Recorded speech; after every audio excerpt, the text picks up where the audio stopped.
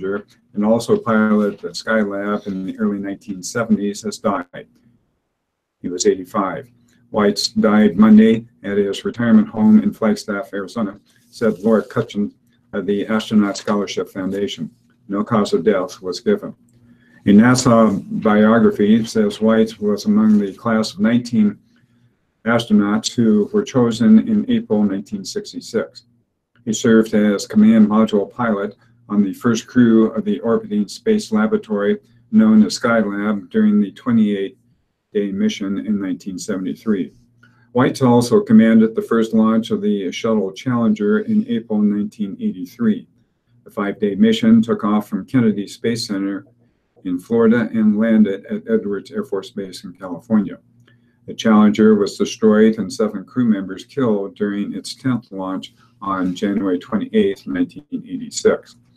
In all, he logged 793 hours in space and retired as deputy director of the Johnson Space Center in May 1994. Weitz was born in Erie, Pennsylvania on July 25, 1932, and graduated from Pennsylvania State University with a degree in aeronautical engineering in 1954, according to NASA. He then joined the Navy, serving on a destroyer before being chosen for flight training and earning his wings as a naval aviator in September of 1956. He served in various naval squadrons, including service in Vietnam, before joining the Astronaut Corps. According to the Astronaut Scholarship Foundation, Weitz returned to the Navy after his mission on Skylab mission and retired as a captain in July 1976 after serving 22 years. He then came out of retirement to rejoin NASA. Paul Weitz's name will always be synonymous with the Space Shuttle Challenger, but he also will be remembered for defying the laws of gravity and age, said Curtis Brown, board chairman of the Astronaut Scholarship Foundation and an astronaut and veteran of 6 space flights. Before it became commonplace to come out of retirement, Paul was a pioneer. He proved 51 was just a number. Rick? Crying babies push the same buttons in mom's brains, from New York. Crying babies push the same buttons in their mother's brains, no matter what their culture and their study suggests. The research found that mothers in 11 countries tend to react the same way to their bawling child, by picking up and talking to the baby, and that the way the mothers respond seems to be programmed into their brain circuits. An author of a report about the study said he hopes the results will spur others to study brain responses to women who mistreat their children. Crying is a common trigger for abuse, and said Mark Bornstein of the government's National Institute of Child Health and Human Development in Bethesda, Maryland. The new results were released by the Proceedings of the National Academy of Science. The researchers analyzed videotapes of 684 mothers in 11 countries as they interacted with their infants, who were around 5 months old. The observations were done in Argentina, Belgium, Brazil, Cameroon, France, Kenya, Israel, Italy, Japan, South Korea, and the United States. Analysis showed that the mothers were likely to respond to crying by picking up and talking to the infant, but they were not likely to use other responses such as kissing, distracting, feeding, or burping the child. Results were similar across the various countries. Researchers thought about what parts of the brain would likely be involved in the responses they saw. They focused on circuitry that's activated when a person plans to do or say something. Other circuitry that could be involved in figuring out the meaning of a cry, and on brain parts shows parts known to play critical roles in material caregiving. With brain scans, they found those brain areas were activated when 43 first-time mothers in the U.S. listened to the recordings of their infants crying. 50 mothers in China and Italy showed a similar result. The Chinese moms showed different brain responses when they heard other sounds, such as infants laughing or babbling. But brains of 6 Italian women who were not mothers reacted differently to crying, Bornstein said in the email. Mothers, based on their personal experience, could easily have their brains shaped by a matter of a few months to be especially sensitive to an infant's cry, perhaps because of hormonal changes that occur with parenting, he wrote. In fact, one contribution of Bornstein's work is that suggestions that brain development can continue beyond young adulthood with motherhood is a key stimulus, commented Yale University researcher Linda Mays, who did not participate in the study. Helena Rutherford of Yale, who also did not participate in the study, said the study was significant for showing consistency across cultures. Paul? Well, it's 10:18, and it's time for us to switch over to the local page. Here's what happens when you have a nationally known wildlife conservation photographer living in your neighborhood. You see things differently. If you're Irving Middle School, you embrace the natural wonders playing out right above your head and start an after-school club in your honor. Your students and their parents and siblings gather in the field by the school on family nights and spend part of it watching a swirling vortex of feathers, a little slice of ornithological heaven disappearing into your chimney.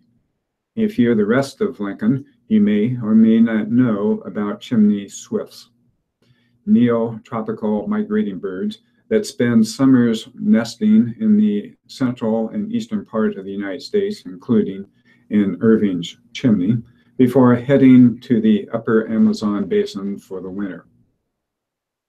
Michael Forsberg, who spent his career creating stunning photos of wildlife and in the process becoming a conservationist, wants to change that and has recently posted photos and videos of the swifts coming and going from their roost at the school in his neighborhood.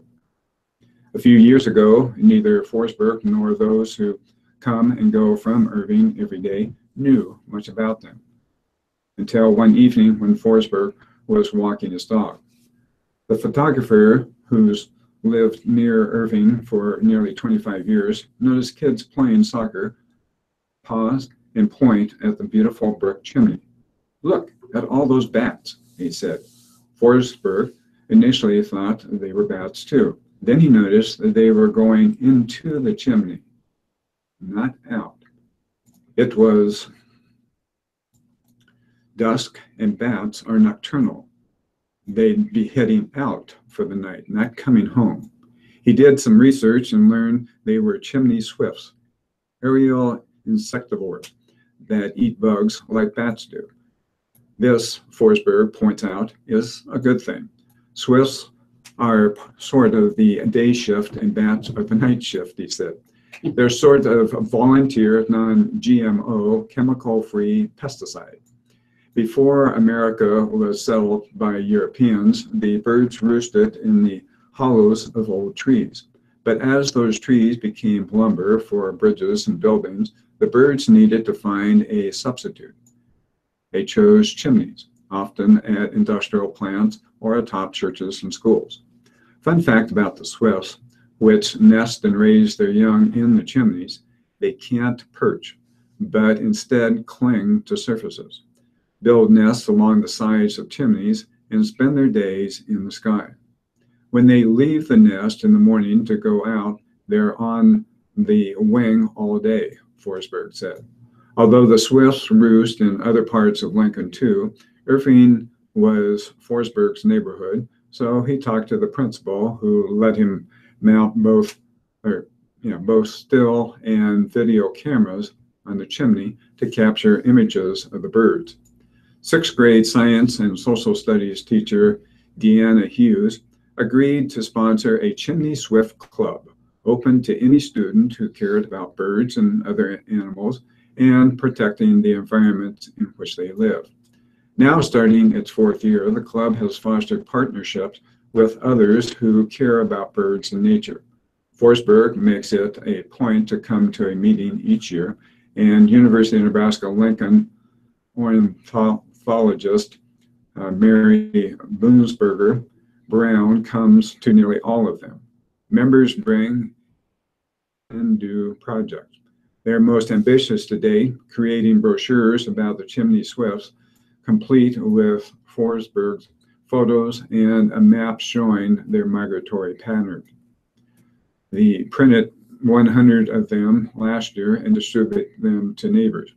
That work led to biologists who's come to club meetings to share information about sandhill cranes, Hughes said.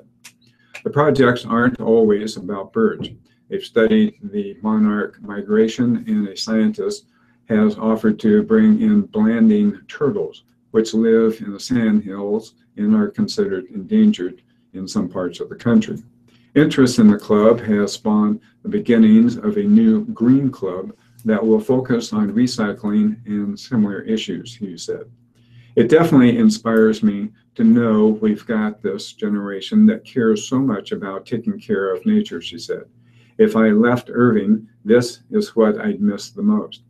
The videos Forsberg recently posted on his Facebook page from the Irving chimney have been available on the school's website for some time, but he wanted to share the photos with a wider audience. This year's winner of the Ansel Adams Award for Conservation Photography from the Sierra Club, Forsberg wants his photographs to educate. The power of photography can help shine a light on the place that we call home, he said. It can bear witness to changes on the land and help us to sort of stop and look and see and appreciate the beauty around us. Homes are getting harder for the swifts to find, Forsberg said, because building owners put grates over their chimneys to keep birds out. Old manufacturing plants are decommissioned and heating and cooling systems are retrofitted, except at Irving, where a school full of students and staff will make sure their chimney is untouched. That's important because the bird need this place as part of their home, Forsberg said. They've connected all of us. It's the nature among us, the things we can walk outside in your yard and hear it, look up, and there they are. Rick? From the City Council, passing median ordinance is about safety of everyone. It goes into effect in 15 days, will be enforced only where signs are posted. Dozens of medians on busy Omaha streets could eventually be off limits to panhandlers and others. Citing public safety, the City Council on Tuesday voted 6-1 to approve Mayor Gene Stothard's ordinance that will prohibit pedestrians from using some narrow medians. Stothard and Councilwoman Amy Melton said the ordinance will protect both drivers and people who have occupied the medians. This is about the safety of everyone in the city, Melton said. The ordinance will apply to medians near the city's busiest and most dangerous areas. It goes into effect in 15 days, but will be enforced only after signs are posted at individual intersections. More than 70 on the city's list of most dangerous intersections meet the ordinance's criteria and could qualify for a sign barring their use, said Assistant Public Works Director Todd Fitzer. Affected medians are those that are narrow, on streets with high traffic counts, or on streets with high speeds. Fitzer said the department will start prioritizing the list within the next month. Signs could be placed on each of the 4 medians at most of those intersections, including 72nd and Dodge Streets. The ordinance was proposed in response to complaints about panhandlers and others in the medians. By not mentioning panhandling, it's meant to avoid concerns about potential violation of First Amendment rights. Councilman Vinnie Palermo cast the lone opposing vote. He said the ordinance won't address the poverty that is the underlying problem. Panhandlers will still be able to occupy street corners as well as medians that don't meet the ordinance's criteria. We're not solving the actual problem at hand, Palermo said. Some people at a public hearing last week called the ordinance a ruse to target panhandlers. Councilman Chris Cheram said he didn't see it that way because the ordinance is narrowly tailored, targeting intersections where it's truly unsafe to be. It will apply to anyone using the median, from panhandlers to those taking part in political activity. It will not stop people from crossing the street or from doing construction work. Cheram said he doesn't expect to see the changes quickly, noting that the making and posting the signs will take time. The ACLU of Nebraska last week raised concerns about the number of medians the ordinance would apply to and urged police to, whenever possible, give verbal warnings instead of arresting violators. The group's position on the ordinance was neutral. Palermo said the ordinance could set the city up for future legal problems. They're not going to go away, he said of the ACLU. They're going to keep a watchful eye on it. He said he hopes that officers don't spend all their time responding to complaints and giving tickets to people who can't afford to pay them. Omaha Police Captain Kathy Gonzalez said officers can give verbal warnings and move forward with an arrest or check for warrants. Councilman Brinker Harding said that while he supports the ordinance, he wishes it went further. He said he'll look for ways to enhance it in the future. Paul? This article out of Hastings. When Jim Mace of Hastings retired from his position in electrical sales, purchasing at Dutton Gleason Company in January after more than 34 years there, his wife Peggy feared it was only a matter of time before he succumbed to boredom. That's what inspired her to send him packing, in a manner of speaking, with a Nebraska tourism passport. Now, in its 8th year, the passport program features 80 destinations across the state, connecting travelers to encounters with some of the state's hidden gems. Some cousins of mine in Omaha had done it last year, so that's how I knew about the passport project, Peggy said. I thought, this sounds like a good project for Jim, and he loved it. Passport holders collect stamps as they visit 80 pre-designated locations across the state between May 1st and September 30th. And so it sounds like that next year, if a person wants to jump in and find out about Nebraska, is go get a passport and see what's available. And I'm sorry, I'm having trouble with that. So we'll switch over to this article, which was a review of the Van Cliburn piano competition. Gold medalist Si-Kwan Sunwoo took the stage to a receptive audience Tuesday evening at the Lead Center for Performing Arts. Sunwoo is a native of South Korea and formerly studied at the Curtis Institute of Music and the Juilliard School. Sunwoo performed works by Franz Schubert, Percy Grainger, Sergei Rachmaninoff, and Maurice Ravel. The dark Schubert piano sonata in C minor, D 958, opened the program. And while the program notes boasted of violent contrast, relentless motion, striking drama, and emphatic darkness, Sunwoo's interpretation was surprisingly conservative and understated. Although the tarantula in the fourth movement foreshadowed the brilliance of Sunwoo's technique to come. The second part of the program opened with a gorgeous rendition of Grainger's Ramble on the Last Love duet from Richard Strauss. The piece provided lavish sonorous contrasts to the otherwise bold program.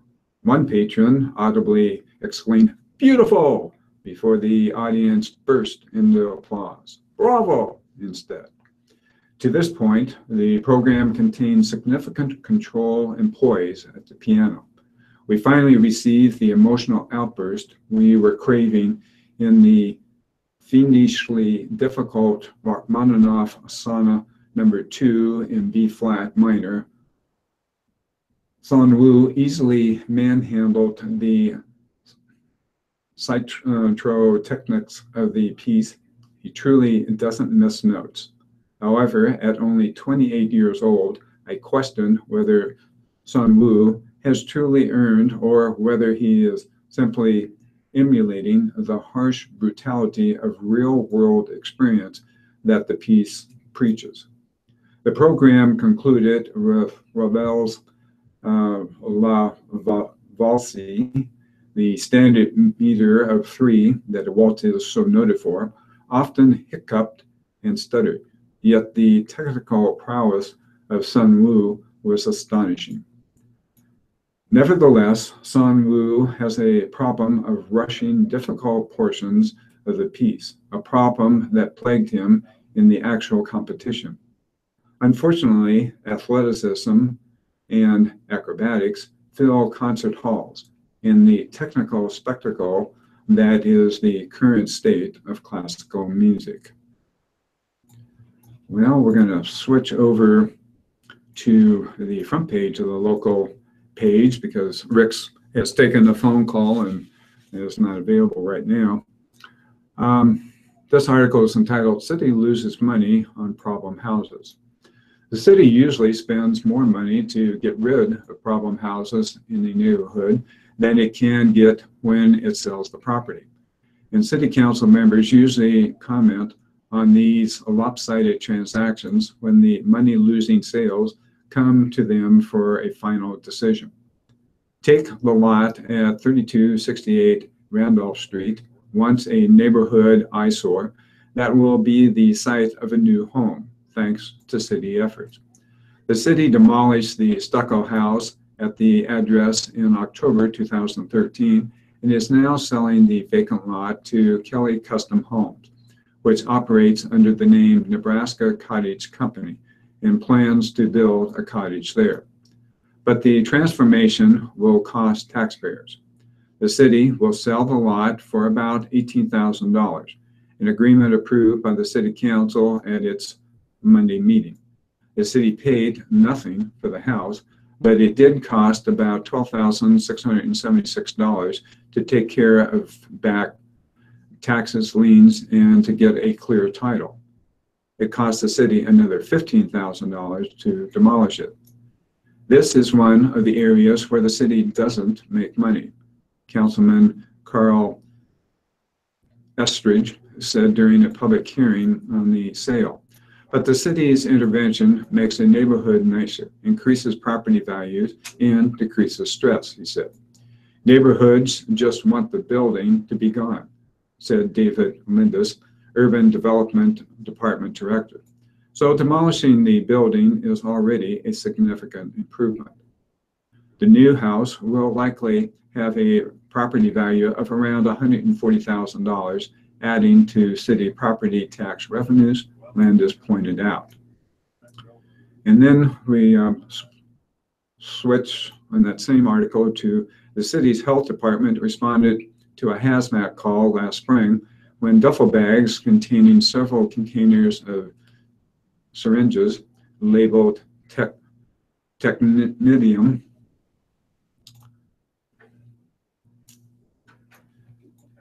let's see 99, which is used for medical radiotherapy, were found in a van sold at the auto auction. The local health department staff did not know how the duffel bag got into the van or who originally owned them. But they determined fairly quickly the syringes were originally produced in 2012 and had gone through more than 7,200 half-lives. After 12 half-lives, the syringes can be disposed of as biohazard waste, a pretty standard procedure for pharmacies and medical offices, according to Scott Holmes, Environmental Public Health Division Manager. This was not a radiological hazard and was pretty much a minor hazmat call, but it was included in the hazmat report to show the diversity of calls the department gets. And finally, you can now track the city's street sweepers using an online map at the city's website, lincoln.ne.gov. Keyword street sweeper. The data is the result of automatic vehicle location technology recently installed on the city's 4 sweepers. Downtown streets are swept weekly. The sweepers hit residential streets around 3 times a year. My street in East Lincoln was last swept on September 6th at 8:52 a.m. according to the map. This is not the most sought after city information. However, the same technology will soon be used for city snowplows.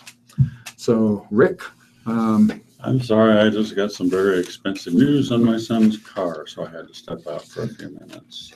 I'll go ahead and read another one. Or you want to go ahead I and think, do that? based upon the number of death notices we have, I think we'll go ahead and Go ahead and do that. hit over.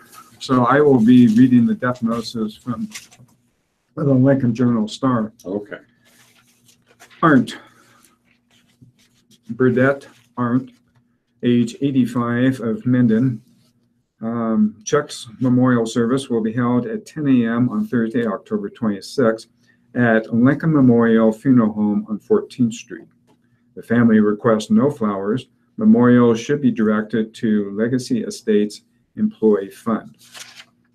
Barrett, Thomas Barrett, age 75. Viewing will be from 9 a.m. to 5 p.m. Friday at Boothurst Mazer and Love Funeral Home on A Street.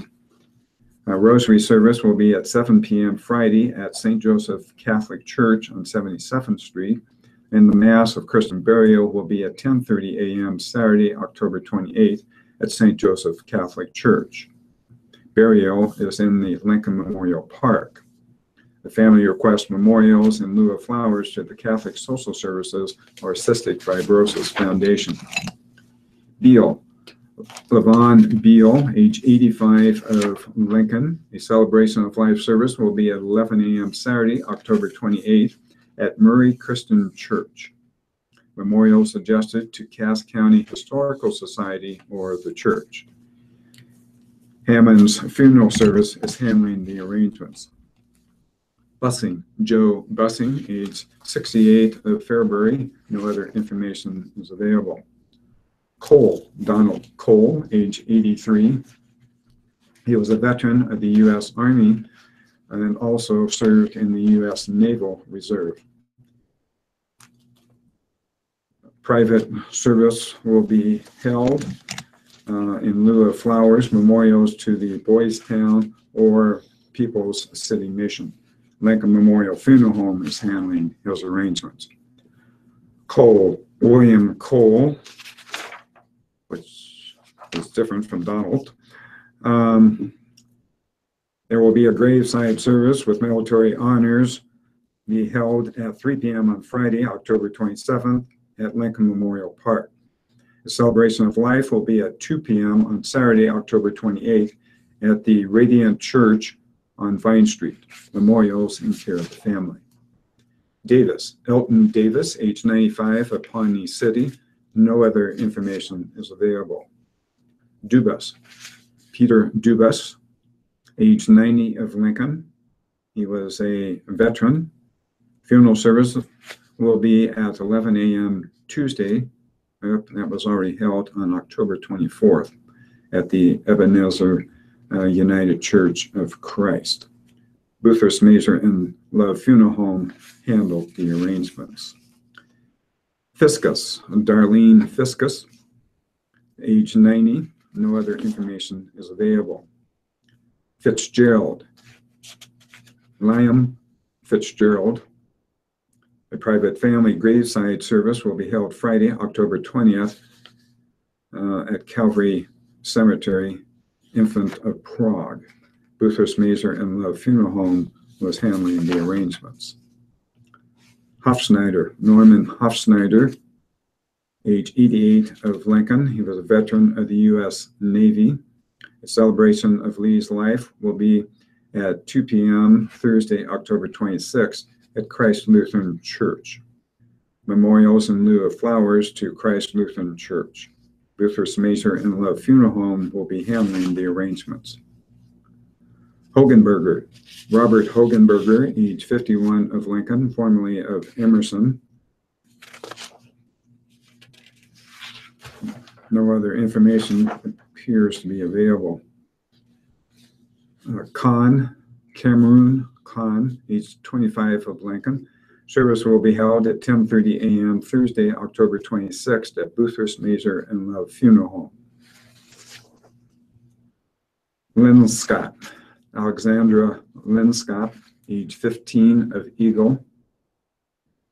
Memorial service will be held at 5:30 p.m. Saturday, October 28th at the Rococo Theater on 13th Street. A private family burial will be at a later date.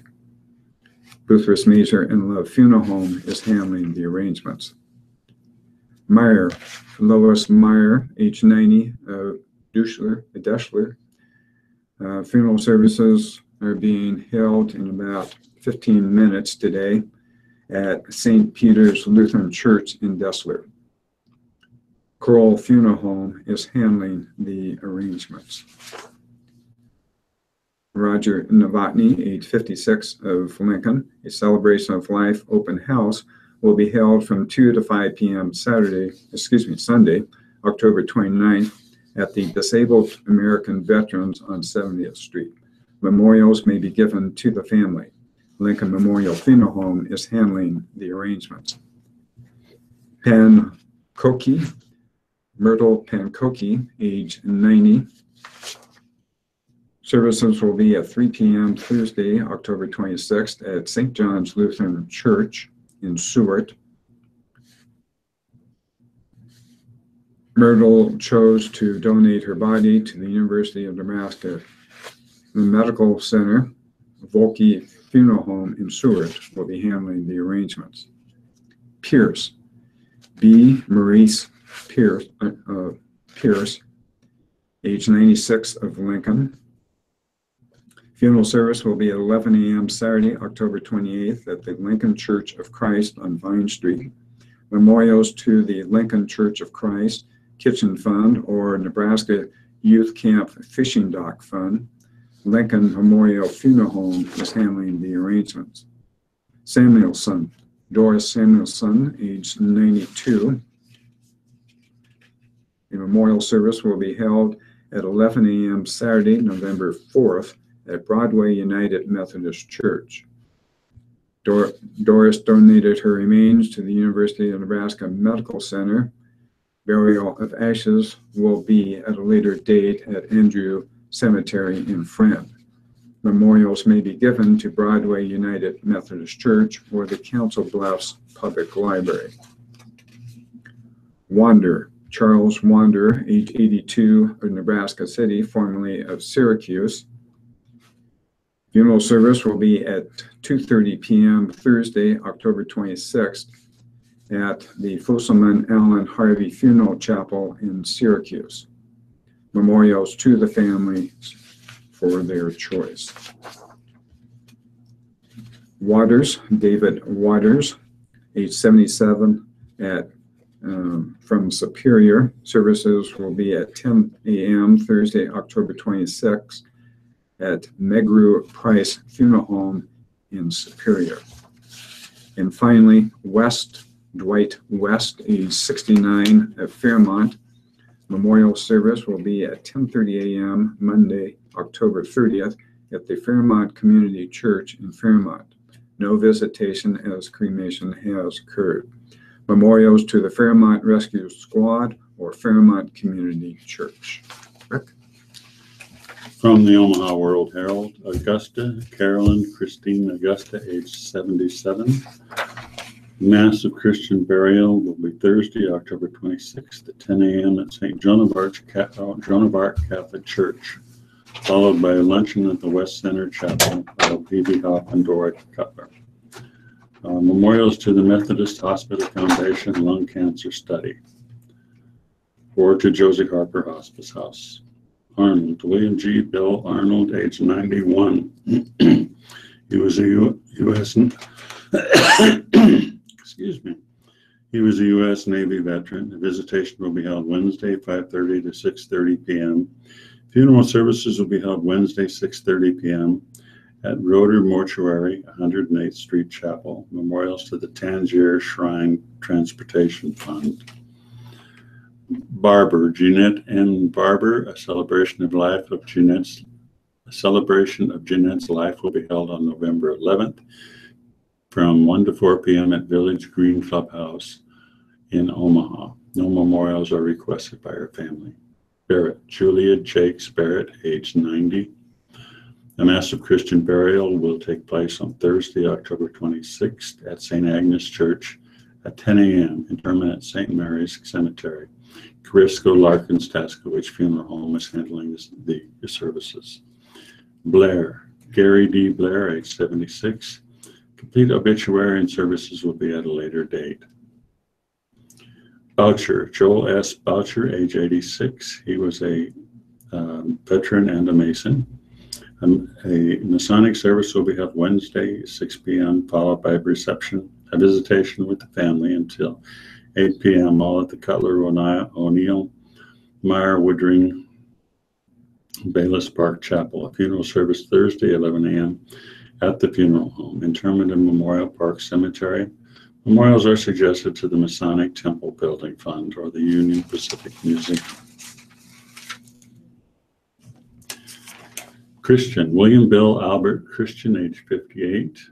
The funeral will be held Thursday, October 26th, at the West Center Chapel of Fifi Hoffman, Doric, and Cutler. Military rights by the American Legion Post No. 1, a private interment. Coyle, Margaret Mary Coyle, age 93. A complete notice will be issued later. Ellefson, Stephen A. Ellefson, age 63. A gathering of family and friends Thursday, October 26th, from 5 to 8 p.m. with the vigil service at 7 p.m., all at Raymond Futrall Southwest Chapel. Graveside service Friday, October 27th at 10 a.m. at the Calvary Cemetery. Foy, Robert M. Foy, a Navy veteran. He was 69 years old. The visitation is 3 to 5 p.m. on Sunday, October 29th at the Good Shepherd Funeral Home.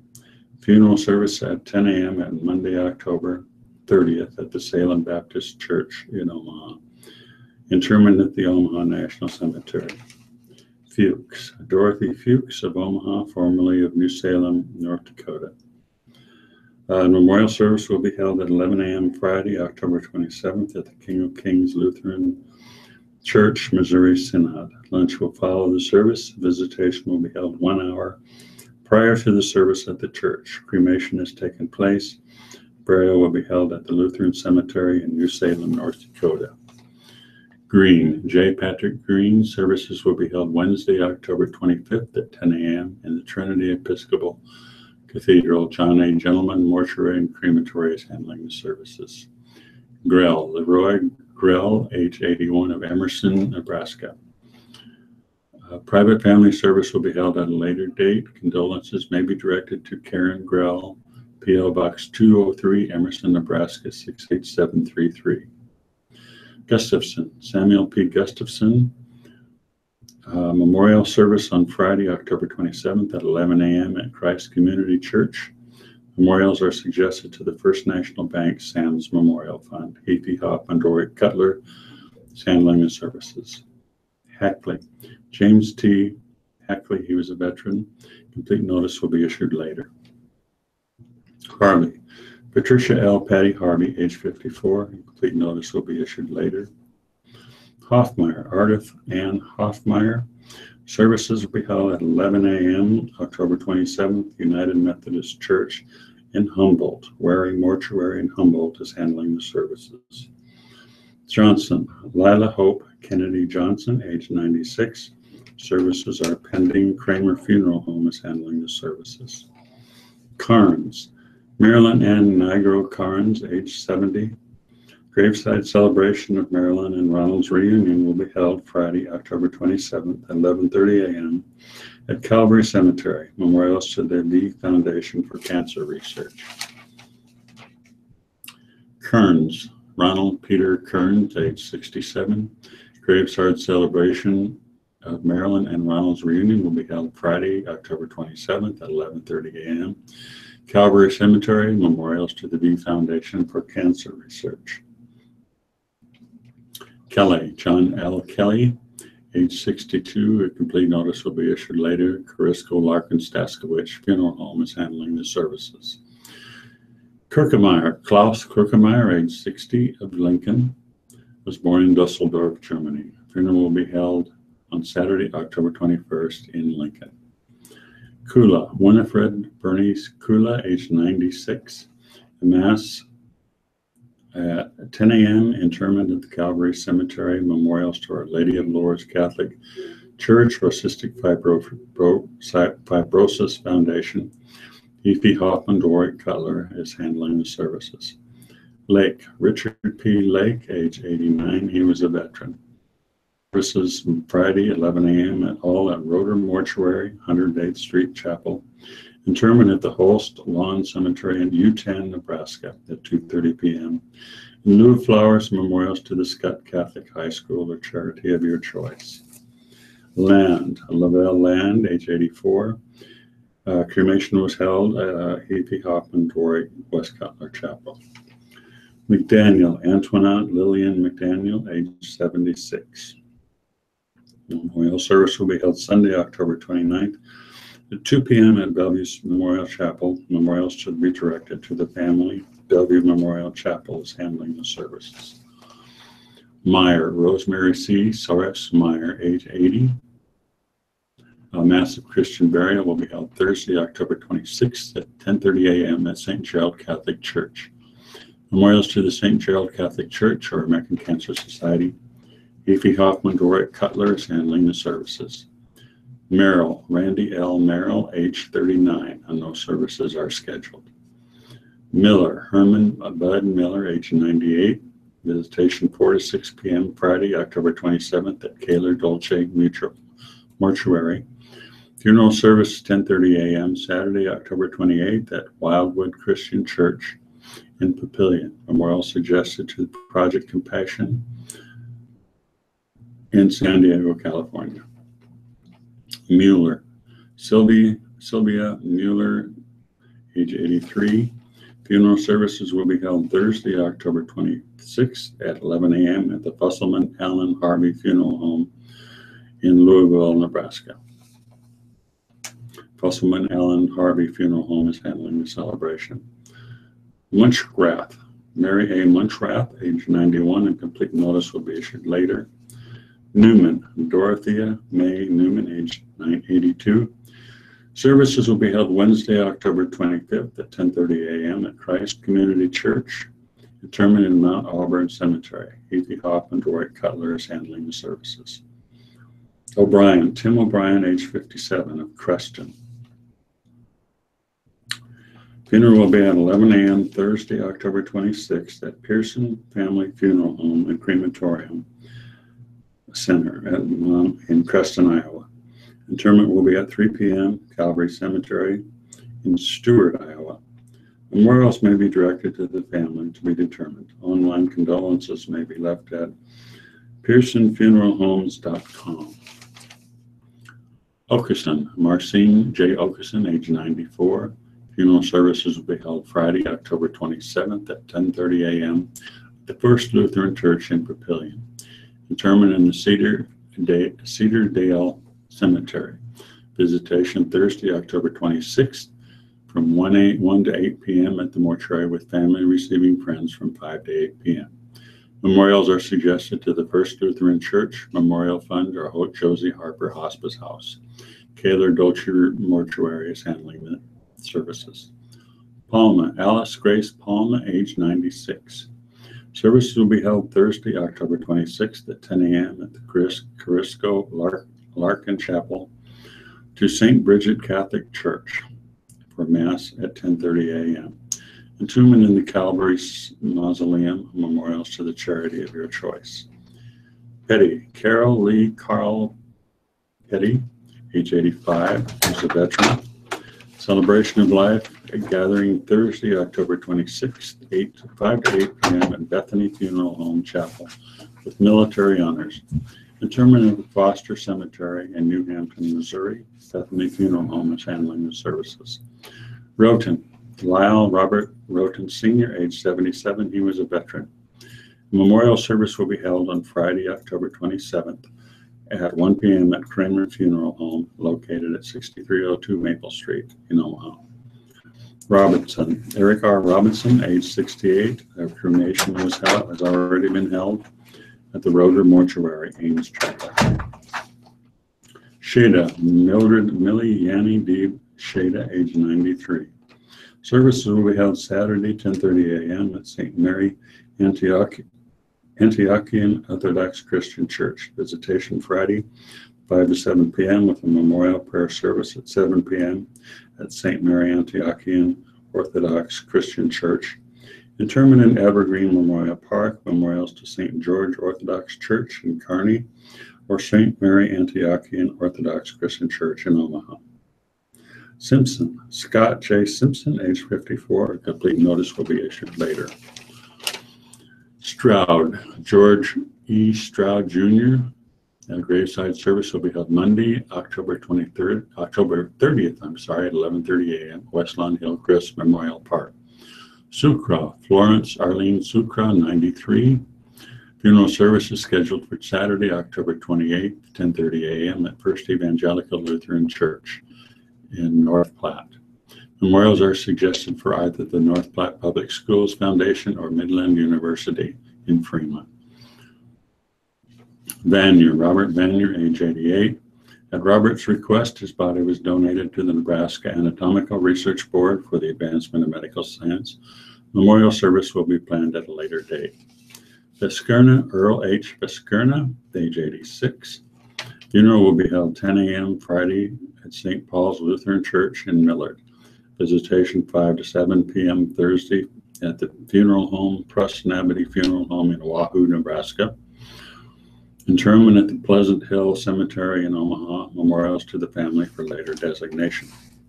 Wiles, Mary Margaret Wiles, age 90. Mass of Christian burial Wednesday, October 25th, 10:30 a.m. at St. Wenceslas Catholic Church. Efi Hoffman Dwight Cutler is handling the services. Wondra, Mary Kathy Wondra, age 69. Graveside service at 2 p.m. Friday, October 25th at Oak Hill Cemetery in Plattsmouth.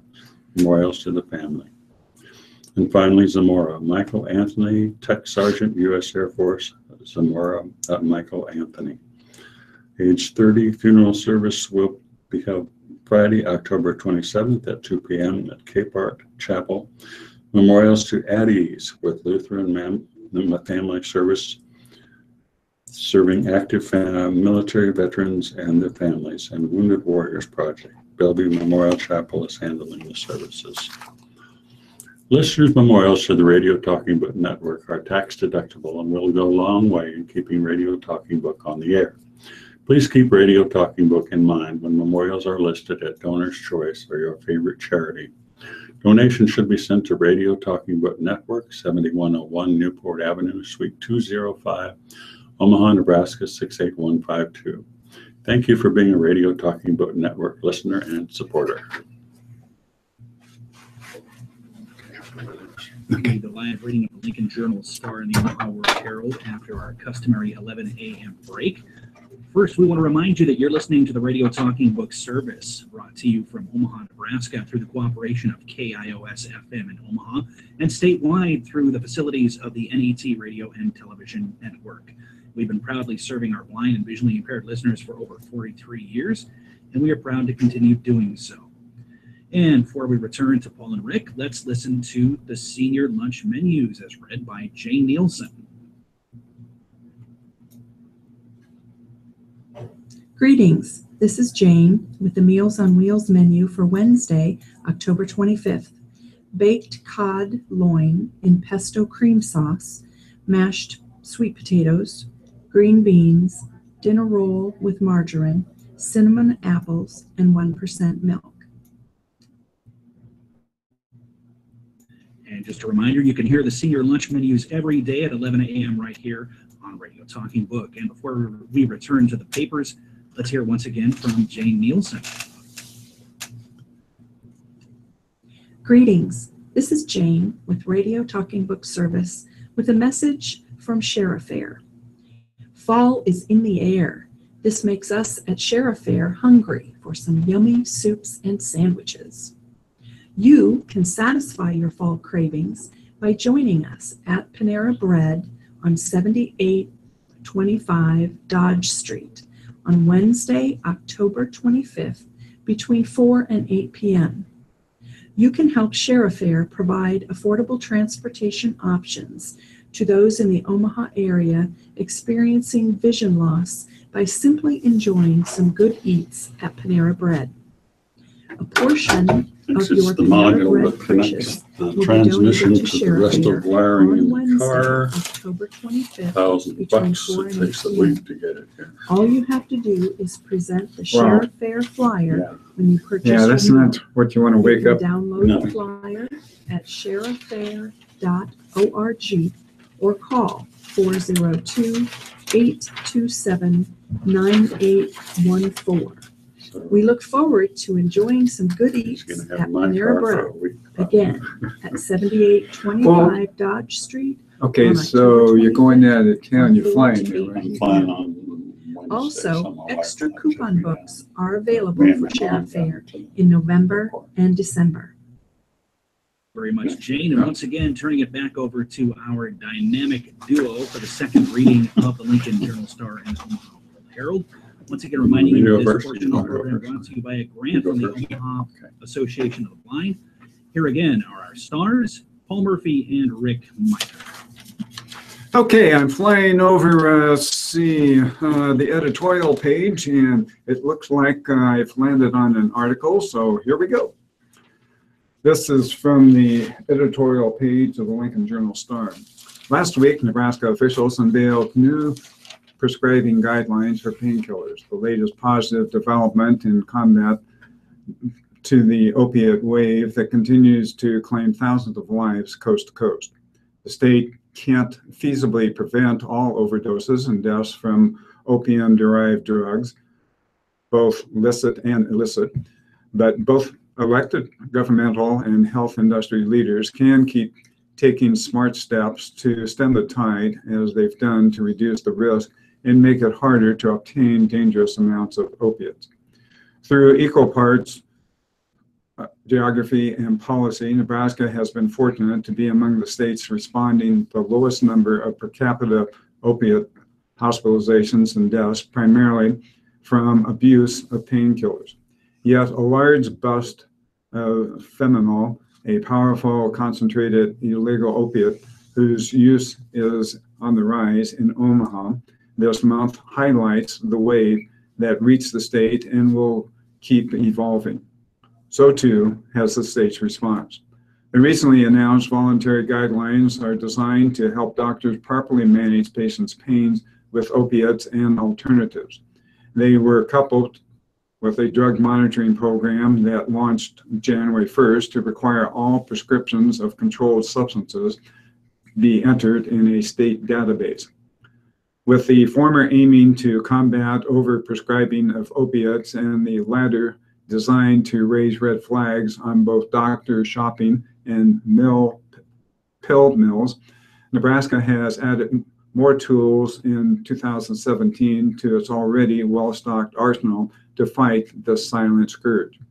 Other partnerships have increased access to naloxone, which reverses the effects of an overdose, and increased addiction training for medical school students. The people who are getting addicted to opiates are not in a generic place called the United States. Governor Pete Ricketts said last week, they're in our local communities, and that's where the problem needs to be addressed.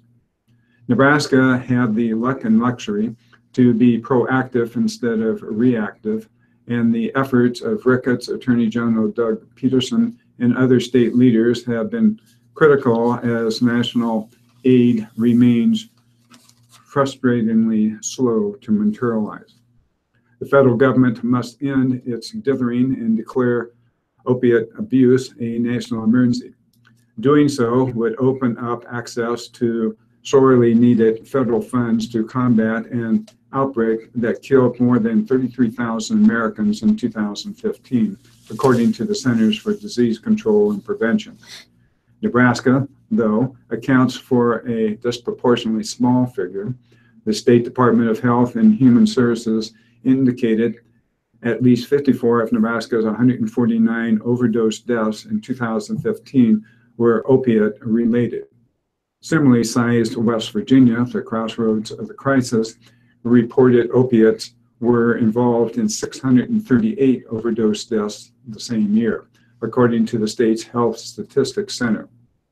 Nothing guarantees Nebraska will be able to avoid the worst of the opiate crisis, but the state's vigilance continues to offer the state a better chance to weather the storm. Rick? From the opinion writers of the Omaha World Herald, burnout risk for troops. The ambush that killed 4 soldiers assigned to the U.S. Army Special Forces in Niger should spur needed debate over whether the United States is stretching its special forces too thin overseas. As part of that discussion, our military and political leaders should make all changes necessary to ensure such operations receive adequate support in the field. The Niger incident raises serious concerns, and it's imperative to conduct a thorough investigation and share information with lawmakers and the public. A 2016 conference in Washington, D.C. focused on global operations of U.S. Special Forces, pointed to their stepped-up operational commitment, and warned that continuing at the current pace of deployments risks burning out the force. The Pentagon is placing even greater emphasis on Special Forces this year under a directive from President Donald Trump.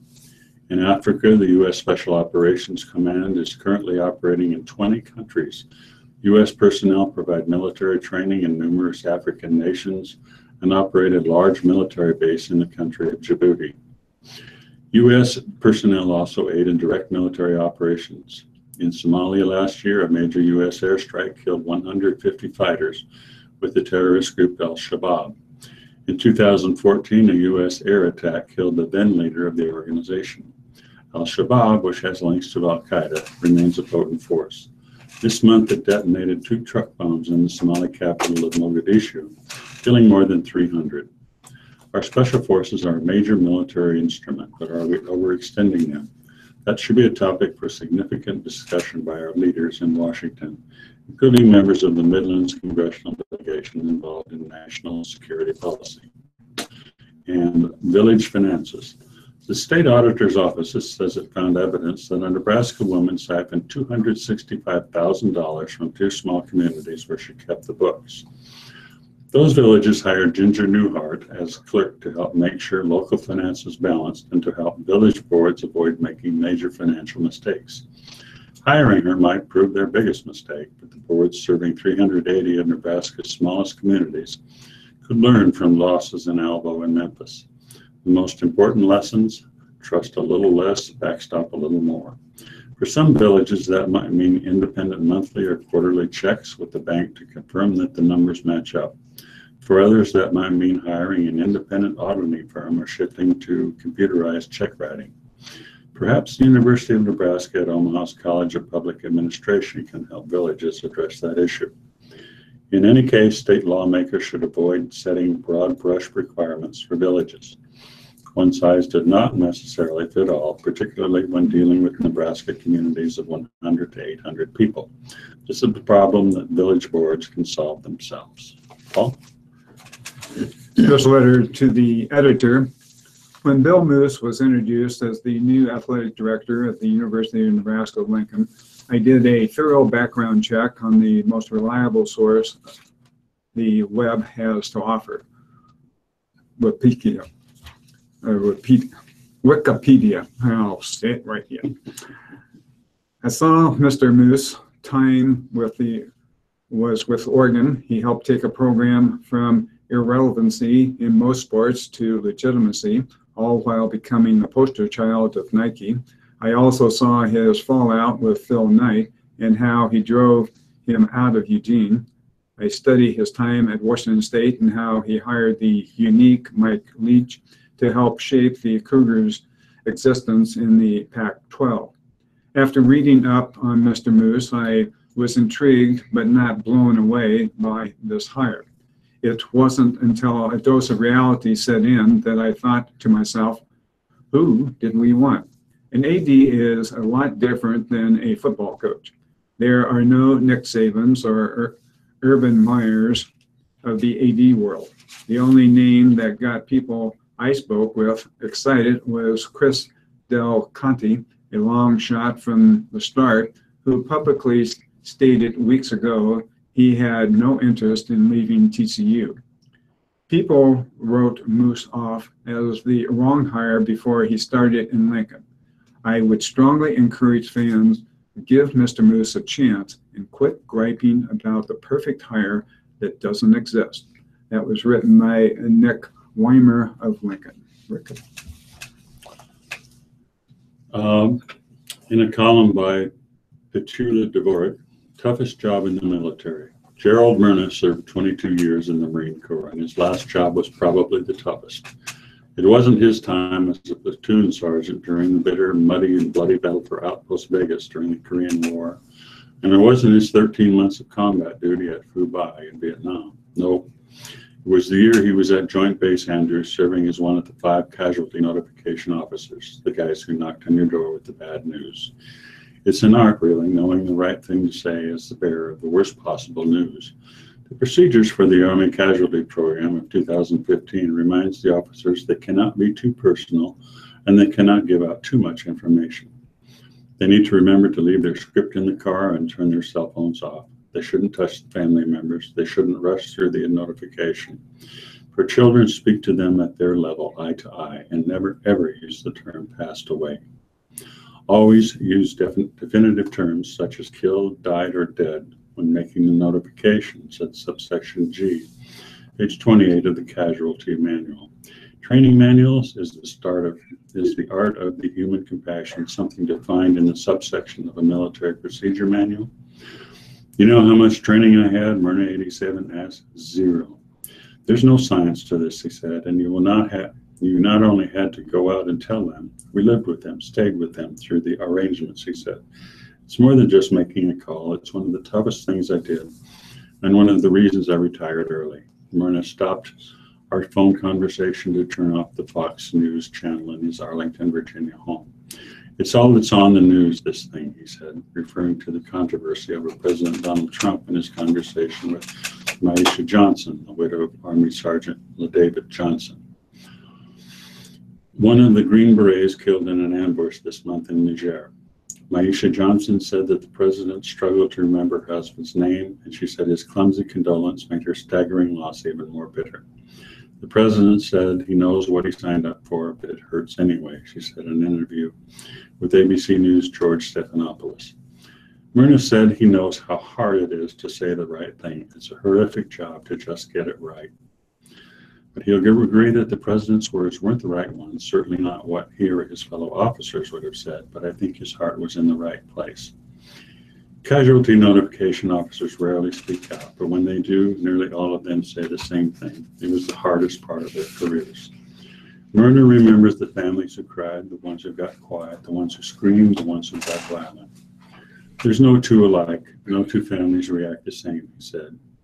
When he got the assignment in 1968, he was determined to be personal, compassionate, and helpful during his toughest year, because he also remembered what it was like when his 19-year-old brother was killed in World War II. A telegram was it, he said, and then a small notification in the local paper. An officer eventually sent a letter to his mom with details about his service and anecdotes from his brothers in arms. But that first notice never had the human touch. When I started doing it, we had 4 hours to get to the family, he said. It was one of the most humane things the military did. Embracing humanity is essential to the task, he said. We'll never forget the family gathering he interrupted in Maryland, a half-dozen family members there, cousins and uncles.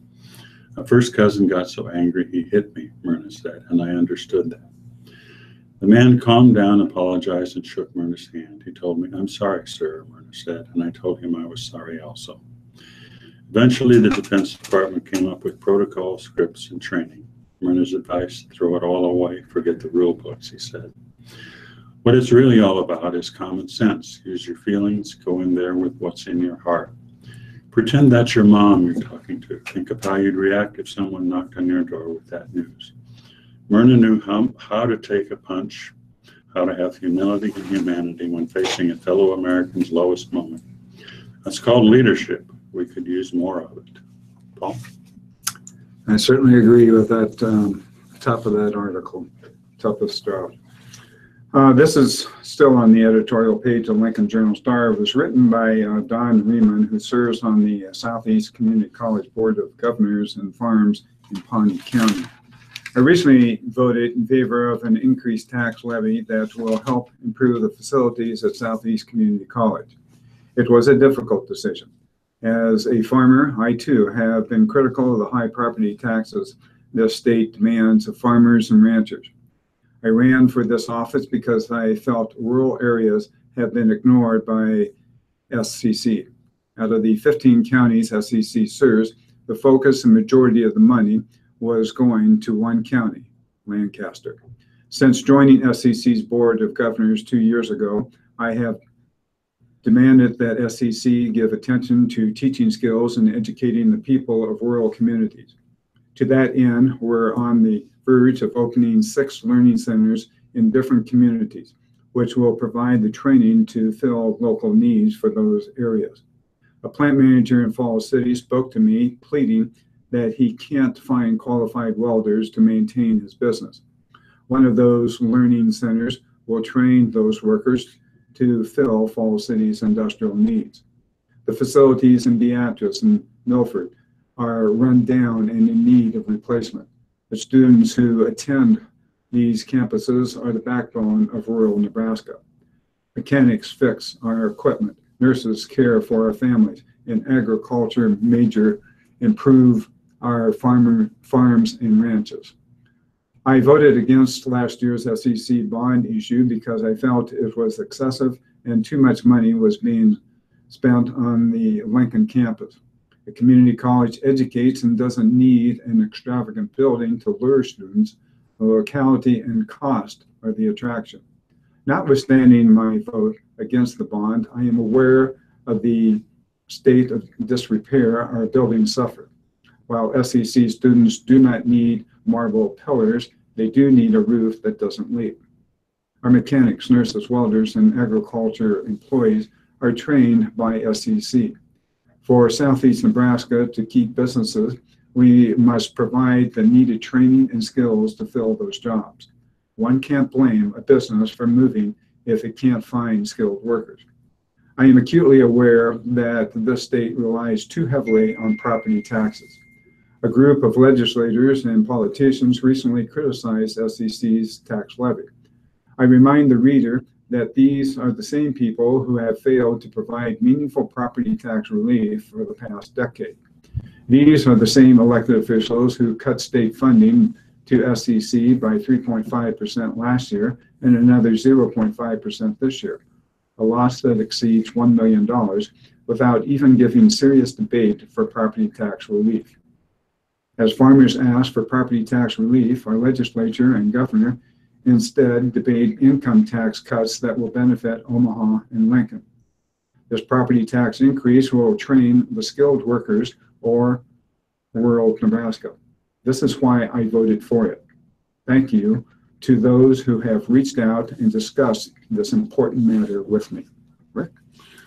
Well, it's 11:21, time to move on to today's living entertainment.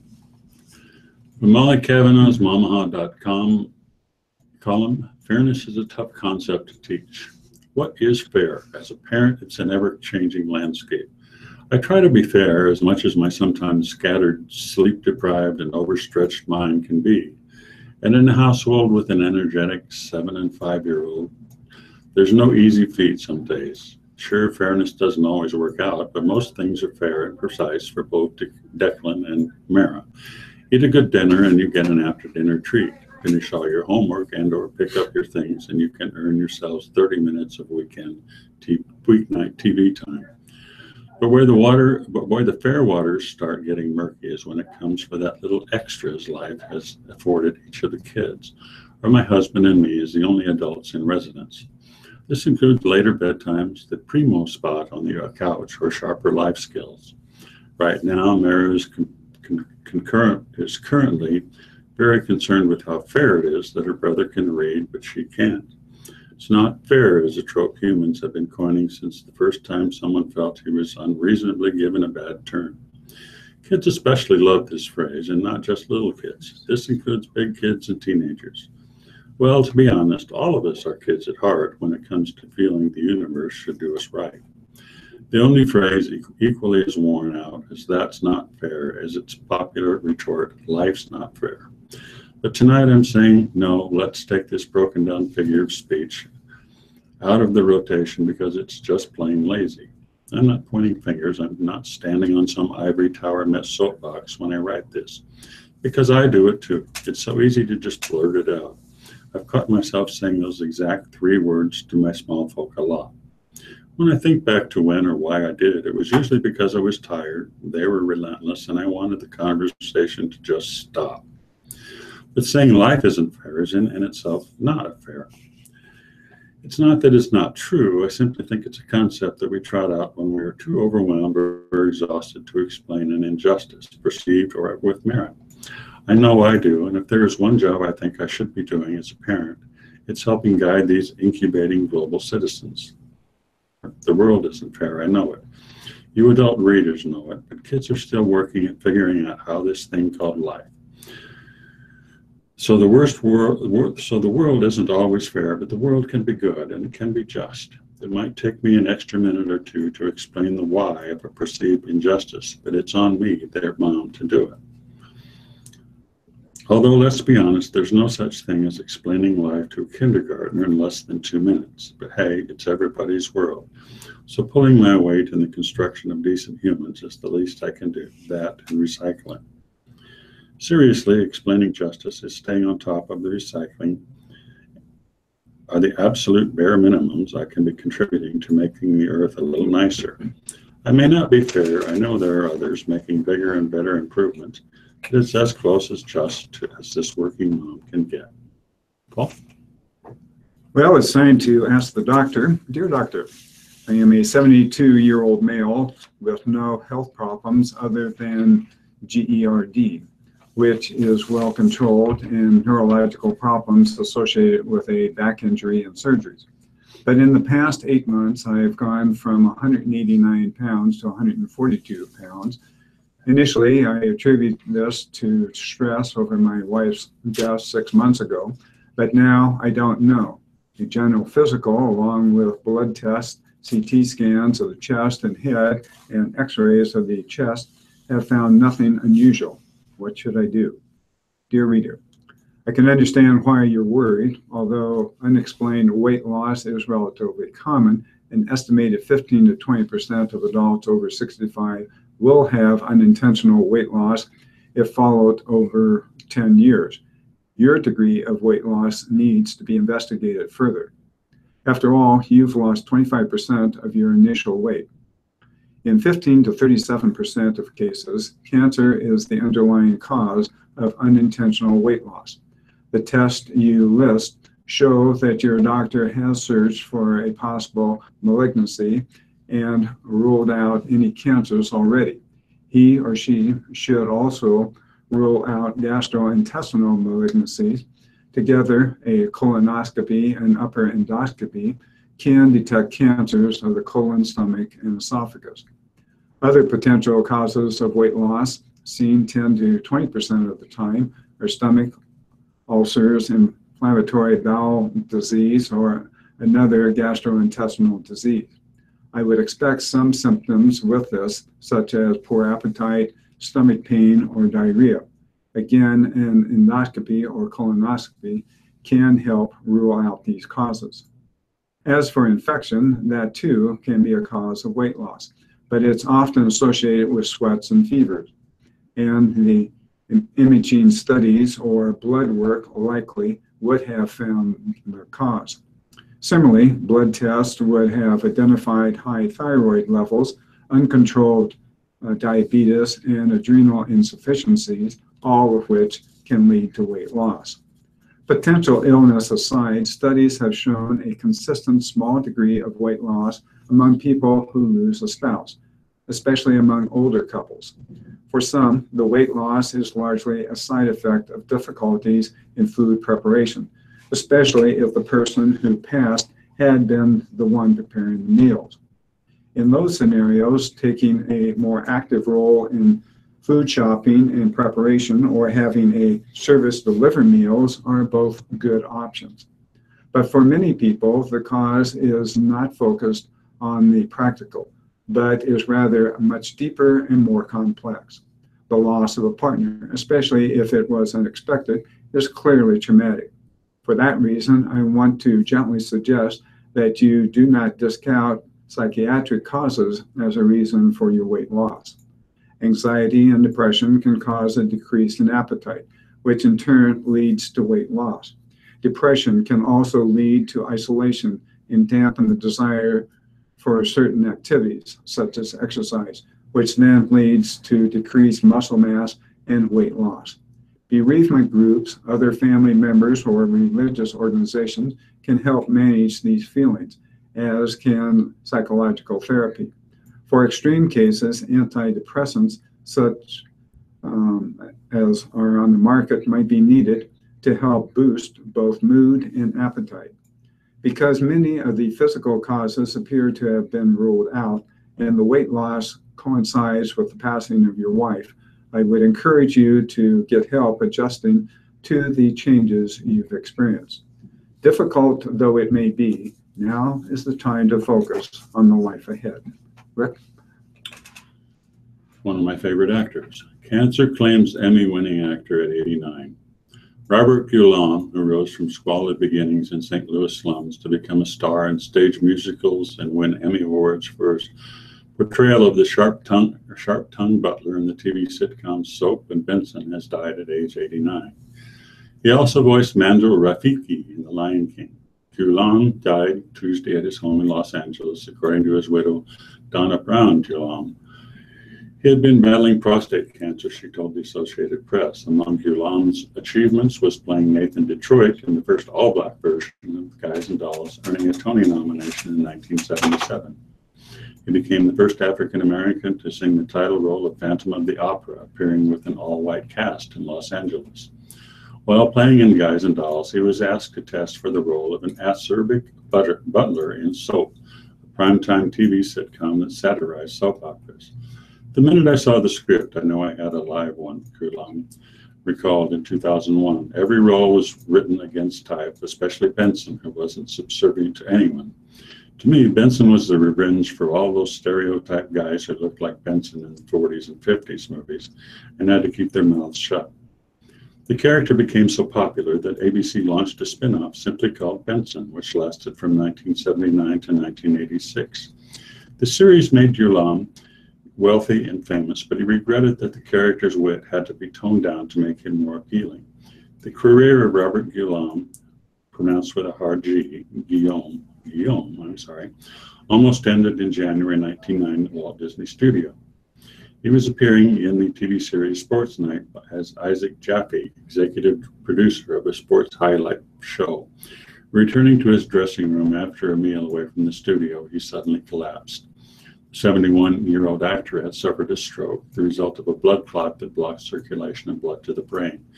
Guillaume's stroke was minor, causing relatively slight damage and little effect on his speech.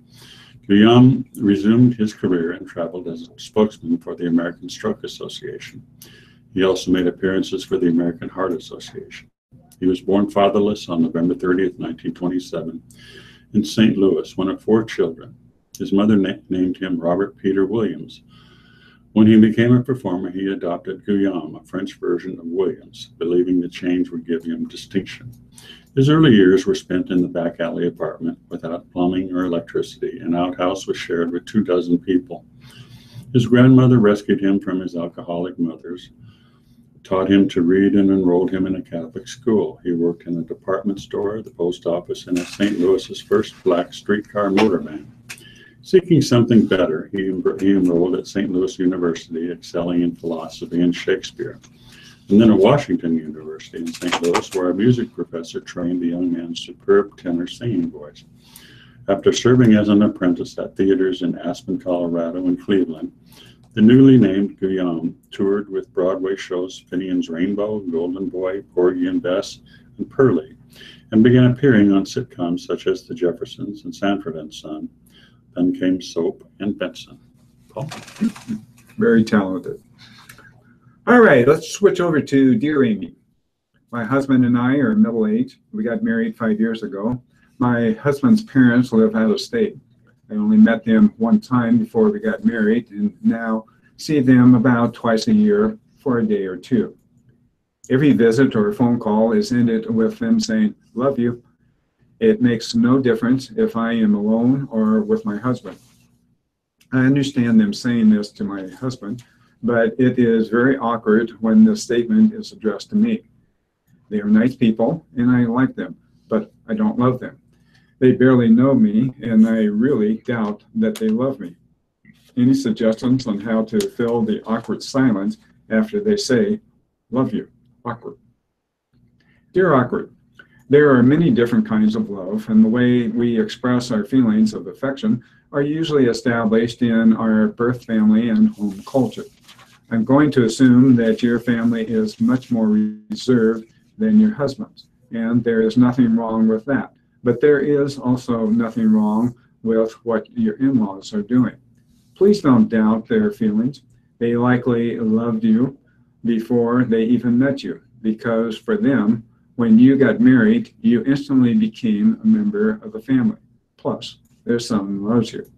I have attended houses of worship, meditation retreats, friendship circles, yoga sessions, and book clubs where everybody greets everybody else with an expression of love, whether or not you're a stranger. I used to think that these expressions cheapen the whole love concept, but I've changed my mind. I now think this sort of brotherly, sisterly, human-kind love is beautiful and has a way of opening up a person. As I get older, I regret not expressing love to more people in my life, including family members, teachers, readers, friends, and fans. One suggestion is that you might examine what it would be like to fill this awkward space with, oh, love you too. I suspect that the minute you said it, you would feel an interior shift. However, if you don't want to do this, you can respond with, thank you. I feel very lucky. You two are great, and I always enjoy talking with you. Rick? Beware Halloween hand and other scary injuries, from Philadelphia. If you value fingers, be careful as you carve up the household jack-o'-lantern. One slip of the knife and you could wind up in the hospital with Halloween hand. During October and November 2013, more than half of the estimated 4,400 Halloween-related injuries involved pumpkin carving, the Consumer Product Safety Commission reported. The injuries range from minor cuts to major lacerations across the palm that sever tendons, nerves, and blood vessels, said Dr. Asif M. Ilyas, a hand surgeon at the Rothman Institute. It can be pretty bloody and messy, Ilyas said, adding that the hand is highly vascular and that patients are often shocked by the amount of blood from their injuries. Even a small cut can bleed a lot. The typical Halloween hand patient tends to be a mother who is helping her kids carve up a pumpkin. A 2010 study from the Journal of Pediatrics found that fingers and hand wounds account for 17.6% of all injuries on Halloween among children under 19. 1/3 of those injuries resulted in lacerations, 1/5 were fractures. Children ages 10 to 14 suffered 30% of the injuries. Aside from Halloween hands, said American Academy of Orthopedic Surgeons spokesman Kevin G. Shea, leg injuries are common due to falls caused by long costumes or costumes that impair vision. The Academy warns against using kitchen knives for carving, but are pumpkin carving kits safer? In 2004, researchers at Upstate Medical Center in Syracuse, New York, studied the dangers of pumpkin carving and found that specific pumpkin carving tools were indeed safer than sharp kitchen knives.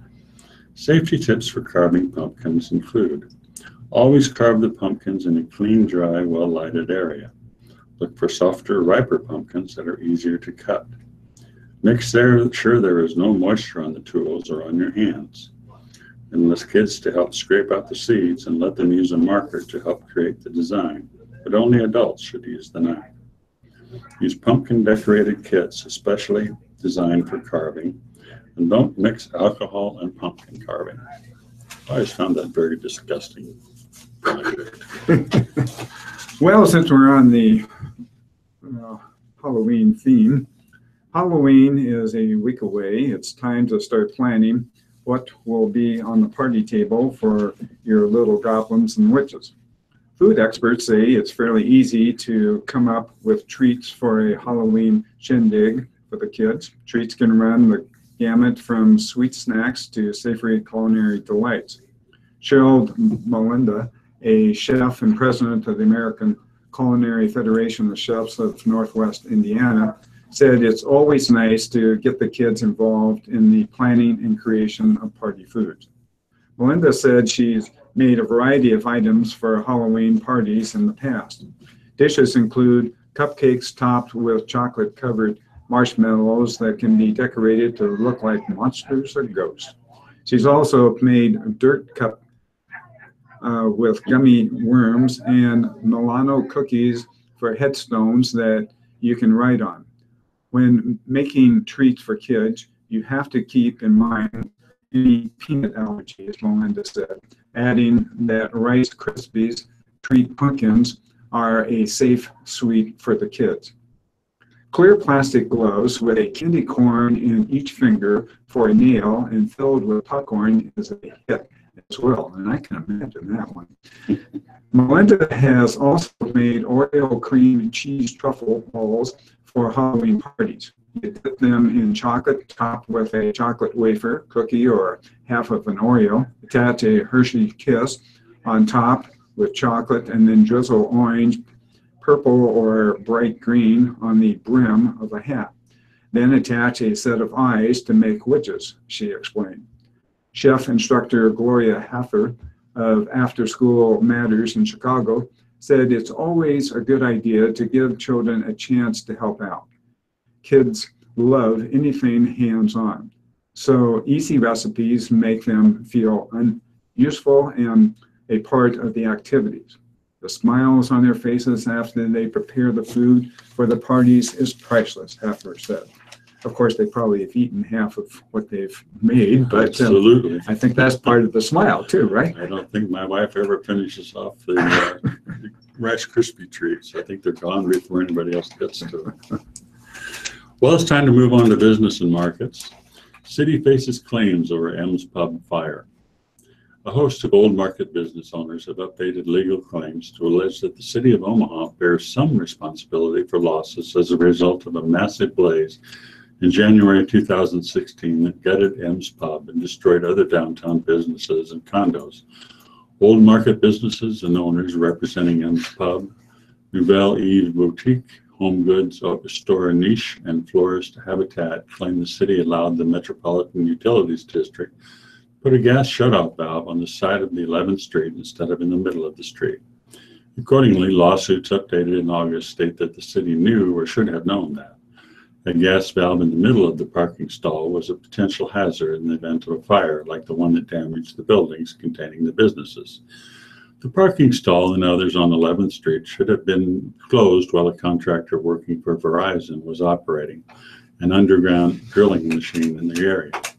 The city has filed motions to dismiss those claims. City Attorney Paul Kratz said Tuesday that the valve was clearly marked and that there was no car parked in the stall. So nothing prevented MUD crews from promptly shutting off gas service from the building. MUD has contended that a car parked over the valve impeded its response to the inferno.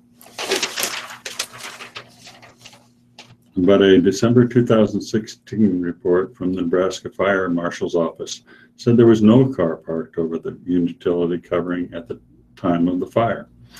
A private contractor struck the buried gas service line feeding the M's building at 422 South 11th Street on January 9, 2016. Gas leaking from the line ignited and caused an explosion and fire that destroyed the building and surrounding condos and businesses. It took MUD workers more than 90 minutes after the explosion to find and close the valve that fed the blaze. In addition to the city as a defendant is the latest development in a saga that has unfolded over almost 2 years. An MUD director has speculated that it could take years more for ensuing litigation, ensuing litigation to be resolved. The State Fire Marshal's Office found MUD at fault for failing to properly mark the underground service line, a finding the Omaha Gas and Water Utility disputes. The Federal Occupational Safety and Health Administration, meanwhile, has cited and fined the contractor that struck the line. Attorneys representing Old Market business owners declined to comment on the addition of the city as a defendant, in part because the city has requested additional time to become more familiar with the multitude of lawsuits associated with the case. Paul? Sears will no longer sell Whirlpool branded appliances, curtailing a business relationship that dates back more than 100 years. In a note sent to its stores last week, Sears said that Whirlpool was making demands that would have made it difficult to sell those name-branded appliances at a competitive price. Sears has been ravaged by new competitions for years from stores like Home Depot and also from Amazon.com and other online retailers. It's been closing stores as competitors take a bigger slice of the territory it dominated for decades. In the U.S., consumers buy most of their small appliances from Walmart, according to market research firm Line. Amazon comes in second, with Sears placing fourth behind Target. The change to the Sears-Whirlpool partnership is effective immediately, and Sears is also pulling from its floor products from Whirlpool subsidiaries like Maytag, KitchenAid, and Gem Air. Sears said that it would sell off the remainder of its Whirlpool inventory.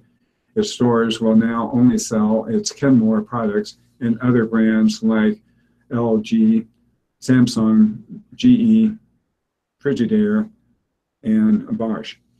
Whirlpool GEO Mark Bitzer told investors Tuesday that the company told Sears in May that it would no longer supply branded products because it could not reach terms that were acceptable to both parties. He said Whirlpool will continue to supply the Kenmore products it makes for Sears. Bitzer also said the entire Sears business has declined over time and now accounts for only 3% of Whirlpool's global business, of which branded products are only a small fraction. The relationship between the two companies reaches back to 1916, when Whirlpool began making two types of wringer washers for Sears, Roebuck and Company, according to Whirlpool's website. At that time, Sears operated exclusively through mail order. The Hoffman Estates, Illinois-based company, now Sears Holdings Corporation, also owned Kmart. Rick? Well, it's 11:45, time to move on to sports. I'll warn you, I refuse to read articles about the World Series since the Yankees lost to the Astros. Oh, wait a minute. A moment of silence, please. All right, that's good. Okay. In soccer, Minnesota at Nebraska. Late scoring has season on the brink. Nebraska enters its final home game with its season hanging by a thread. The Huskers, 9-4-5 and 3-2-5, are seventh in the Big Ten. Only 8 teams qualify for the conference's tournament, making NU's final match of the season against third-place Minnesota crucial. Purdue and Nebraska are tied with 14 Big Ten standings points. Ninth place Michigan has 12 standing points, and Iowa is next with 11. A win would give the Huskers 3 more standing points, ensuring a berth, but a tie, which counts for 1 standing points, or a loss, which awards no points or a loss, would open the door for Michigan or Iowa. The Wolverines play at 5th place Rutgers on Wednesday, and Iowa plays at 13th place Illinois. NU began its season 6-1 with non-conference victories over Kansas, Tulsa, Missouri, and Montana. Nebraska climbed as high as number 14 in the national polls. Then NU hit Big Ten play. Nebraska began with a 1-0 loss to Ohio State, a 1-1 tie against Penn State, and a win over Michigan State. 5 of NU's next 6 matches went into overtime, 4 into double overtime. The Huskers came away from that stretch 2-0-4. So last Saturday's 1-0 loss to Northwestern was Nebraska's first since October 21st. But the Huskers' inability to score in the second half or overtime has them on the edge of the Big Ten cutoff. Defensively, the Huskers give up 0.67 goals a game and are holding teams to 3.3 shots on goal per match. Sophomore goalkeeper Aubrey Corder has allowed 12 goals in 18 games and has 49 saves. She's shut out 7 teams. 17 of Nebraska's 30 goals have come in the first half. Quarters allowed just 3 goals before halftime. It's the second half and overtime when Nebraska struggles. The Huskers hold a 4-goal advantage in the final 45 minutes. And despite playing in 7 overtime games, NU scored just 1 overtime goal. Haley Hansen leads the team in both minutes played and in goals scored. The senior midfielder from Overland Park, Kansas, has 9 goals and 4 assists on the season. She now has 19 goals in her career at Nebraska. Elish Kuber has also scored 7 goals. The sophomore forward started 15 games this season after starting 2 as a freshman. Wednesday evening is senior night, so a handful of players will be honored before the game, including Hansen, goalkeeper Helena Ferraz, midfielder Amanda Hilton, forward Amanda McClanahan, midfielder Allie Peterson, defender Alexis Ranks, and midfielder Sammy Reinhardt. Should Nebraska qualify for the Big Ten tournament, it would play again on Sunday. Paul? All right, let's get right to the meat of Bob Diaco's meeting with the media after Tuesday's practice. Quote, "There is no doubt that we are going to create a great defense," end quote. Nebraska's defensive coordinator said, "We are going to create the best defense in the country here. There is no doubt about that. It's just going to take some time." The comment was the kicker on a long, thoughtful answer to a question about how Diaco, his staff, and Nebraska defensive players handled the days after the latest performance that left fans and media howling. Diaco has had a rough couple of weeks. First was the second half meat grinder against Wisconsin. Then came Ohio State's waltz through the Memorial Stadium night. To fans who sat through both, talk of creating the, quote, best defense in the country, end of quote, might seem like folly. Diaco isn't wavering, either in his belief or his patience. If given the opportunity, I know what we're going to create, Diaco said. So opportunity, you can immediately think of time. Everybody's trying hard. They don't need a pep talk. It's not about pep talks. It's about the reality of why this looked like this, or this play specifically looked like that. Okay, I'm not quite sure what that all says, but from Aaron Williams' interception return for a touchdown with 10:43 left in the third quarter against Wisconsin to the end of the Ohio State, the Nebraska defense allowed 14 consecutive possessions without forcing a punt, interception, or fumble. 2 of those drives, one each against the Badgers and Ohio State, ended with the end of the game. The third ended on downs with 4:07 left in Ohio State's 56-14 win. There's no positive spin to put on those facts, other than maybe the fact that Nebraska got a bye week to lick its wounds. The off week was used to work on fundamentals. Players far down the depth chart got good work. Consider it a part of the evolution that comes with transforming an entire defensive unit. Diaco used 2 players as examples in explaining the evolution. Nose tackle Mick Stonenberger and defensive back DiCarpio Bottle. In essence, Diaco explained both players have what it takes to play at a high level. Big enough, fast enough, strong enough. The buy-in is there. Invested and passionate were the objectives Diaco presented. But like the challenge that comes with facing a talented offense, there are gaps to be closed. For Stonenberger, a junior who has emerged as a physical and vocal leader, the gap comes in continuing to learn a new scheme.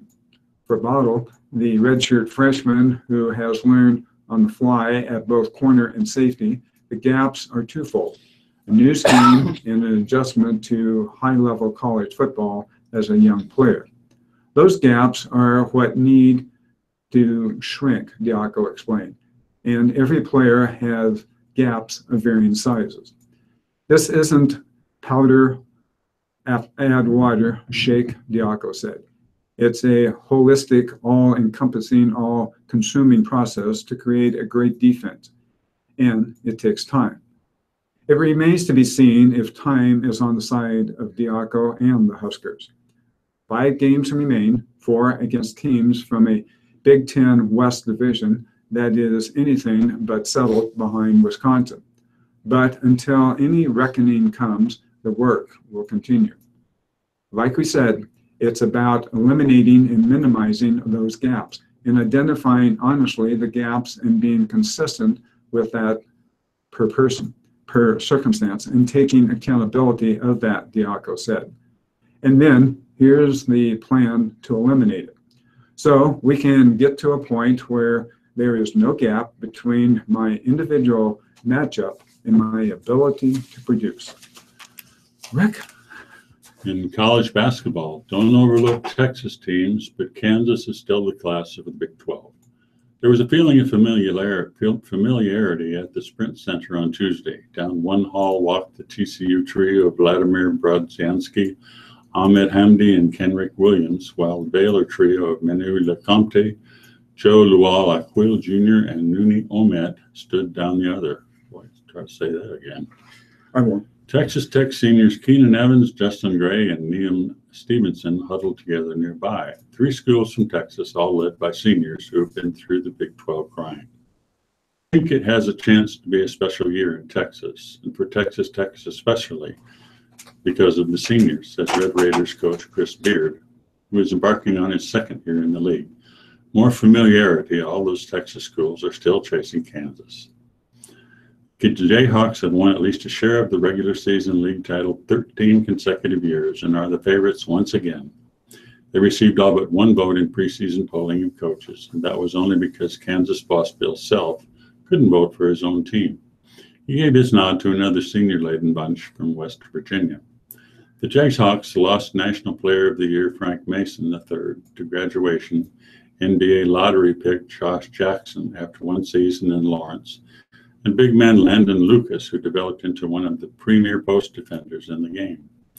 But they also turned plenty of experience, including senior guards Devontae Graham and Sviatoslav Miakovic, giving them a unique combination of talent and promise. It's nice for the coaches to vote and stuff like that, but at the end of the day, it doesn't really mean much, and we still got to go out and play, Graham said. I like our personality. We've got a lot of outgoing guys that laugh and stuff off the court, but they also know how to work hard.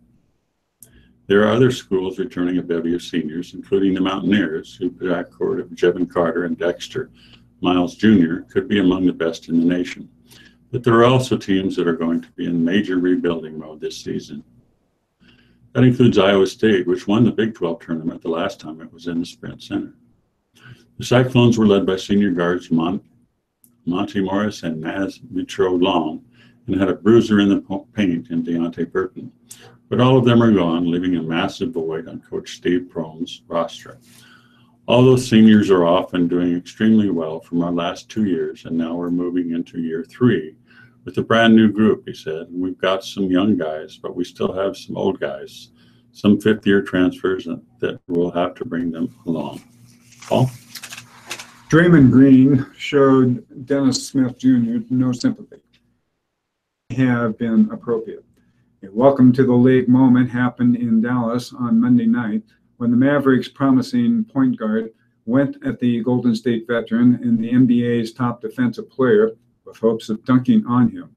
Smith got fouled at the rim. Both players flashed smiles at one another, and Green talked a bit of trash about how the rookie made a less than wise choice. Green said that ain't happening afterward about Smith's dunk attempt. Better check my resume. This isn't summer league, bro. You aren't just going to dunk on anybody. Better luck next time. Smith, who came into the NBA with a high-flying reputation and a reported 48-inch vertical leap, correctly pointed out that Green fouled him and didn't exactly stop him there. I was laughing, Smith said. It was funny. It is a time-honoring tradition in the NBA that rookies get put to the test early and often against veterans. Think of it as an approved method of on-court hazing. A week into this season, there's been some notable such moments like the Green-Smith play in Dallas, and the Los Angeles Clippers, Patrick Beverley, going hard at Lakers rookie Lonzo Ball in the season opener for those clubs. Beverley makes no secret to the fact that he's a defensive pest, and he went at Ball all night in the rookie's debut, knocking him down and giving him quite the initiation to the NBA life. It was personally for Beverley, not against the kid, but his father, the very outspoken LeVar Ball. Due to all the riffraff that his dad brings, he's going to get a lot of people coming at him, Beverley said. He has to be ready for that, and I let him know how this game works. That's not just from Beverley either. Washington's Marcin Gortat predicted on Twitter that Wizard star point guard John Wall will torture the Lakers guard for 48 minutes when they square off. I've got to learn and keep going, Ball said. Not every night so far has been filled with growing pains for rookies. Ball had 29 points, 11 rebounds, and 9 assists in his second game against Phoenix. Philadelphia's Ben Simmons put up a triple-double Monday, 21 points, 12 rebounds, and 10 assists in the 76ers win at Detroit, his fourth double-double in as many games. Atlanta's John Collins already has 2 double-doubles, both off the bench. Well, it's 11:59, and I think it's probably time for us to exit out of the studio. So this has been Paul Murphy reading articles from the Lincoln Journal-Star, wishing you a great and blessed day. And this is Rick Miner reading from the Omaha World Herald, and please have a good week.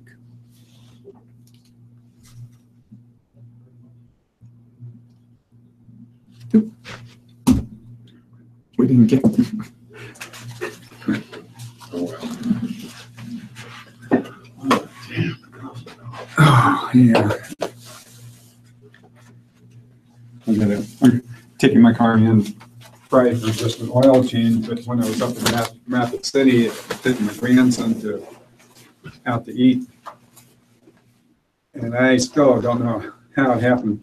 I apparently went up over a curb, and it didn't sound all the greatest, but everything functioned, and heck, I drove back home. I've driven, for the last 3 weeks. Doesn't seem to be any problem, but I want to check to see if I did any damage. Yeah. And, it's not something I'm looking forward to. No. So, yeah, I can take my bike in for a lot of $1,000. Yeah, I know.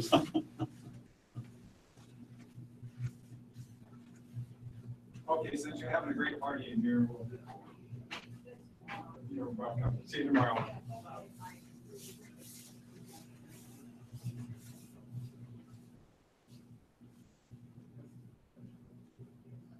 Thanks, man.